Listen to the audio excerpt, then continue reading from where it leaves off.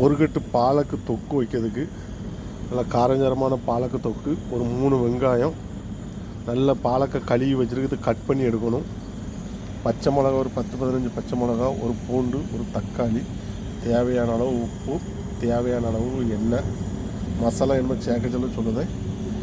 மிக்சியில் போட்டு பாலக்கை நல்லா அரைச்சி எடுக்கணும். கட் பண்ணி பொடிசாக கட் பண்ணி இதில் அரைச்சா போதும். முழுசாக போட்டால் அரையாது, கட் பண்ணி அரைக்கணும். எல்லாத்தையும் அரைச்சி எடுக்கணும். வெங்காயம், பச்சை மிளகா, பூண்டு, தக்காளியெல்லாம் அரைச்சி எடுக்கணும். இந்த மாதிரி கட் பண்ணி தான் போடணும், இல்லைன்னா அரையாது. ஒரு கரண்டி ஜீரகம் அதையும் சேர்த்துருக்காங்க வெங்காயத்து கூட. இதெல்லாம் மிக்சியில் போட்டு அரைக்கணும். எல்லாம் மொத்தமாக போட்டு அரைச்சிருங்க.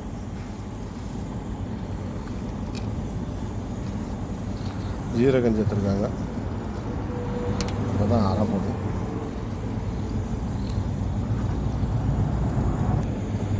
இந்த மாதிரி நல்லா அரைச்சி எடுத்துருக்காங்க.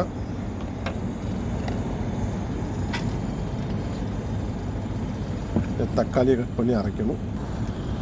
எண்ணெய் நல்லா காஞ்சிட்டு ஒரு அரைக்கரண்டி ஜீரகம், அரைக்கரண்டி கடுகு சேர்த்துருக்காங்க.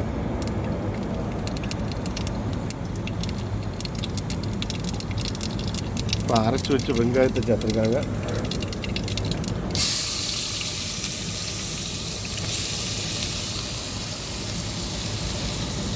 நல்லா கிண்டி விடுங்க. தேவையான அளவு உப்பு சேர்த்துருக்காங்க வெங்காயத்தில்.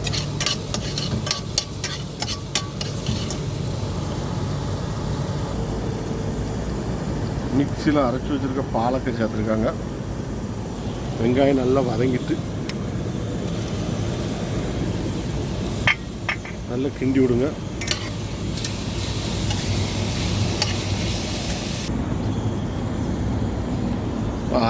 அரைச்சி வச்சுருக்க தக்காளி சேர்த்துருக்காங்க. இந்த டைமில் நல்லா கிண்டி விட்டுருக்காங்க.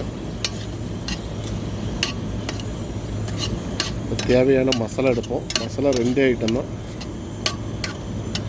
கொஞ்சம் வேகட்டும்.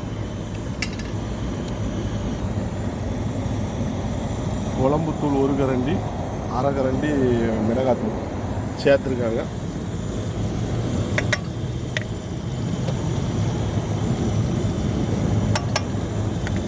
நல்லா கிண்டி விட்டுருக்காங்க.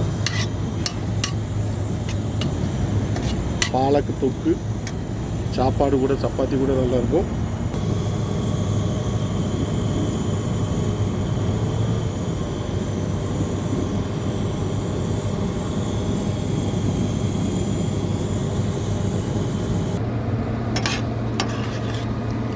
பாலக்கு தொக்கு நல்லா சாப்பாட்டுக்கு சப்பாத்திக்கு நல்லா டேஸ்ட்டாக இருக்கும். குப்பூசுக்கெல்லாம் இந்த மாதிரி வச்சு சாப்பிடுங்க. சேனலை பார்த்துட்டு சப்ஸ்கிரைப் பண்ணுங்கள். Santha YouTube channel.